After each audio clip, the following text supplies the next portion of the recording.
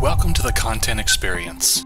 Audio. While we seem to be fixated on images, especially video as a media form, we seem to forget all about audio. However, audio, and particularly wireless audio, is about to play a much larger role in our lives in the near future. Let's take a look at a few of the possibilities. Most newer cars today are equipped with Bluetooth audio to connect our smartphones to our car's audio system. While this is typically used for listening to music, it can also be used for navigation directions and other text-to-speech features, such as reading text messages aloud while you're driving. In the very near future, more and more cars will be equipped with the phone integration systems such as Android Auto and Apple CarPlay to allow for easier interaction with our phones while in the car. Beta apps such as AutoMade for Android mimic phone integration systems to allow for assistance such as reading incoming text and facilitate sending replies by simply speaking. This feature leads me to one of the main points. As the user interface for our phones move from touch to voice interaction, needing to hear the phone rather than look at it will become much more crucial. While wearables such as smartwatches provide quick access to visible notifications, they also provide quick access to giving voice commands to our phones while they remain tucked away. The one part missing is the easy way to hear the response from the phone. In a car, this is simple,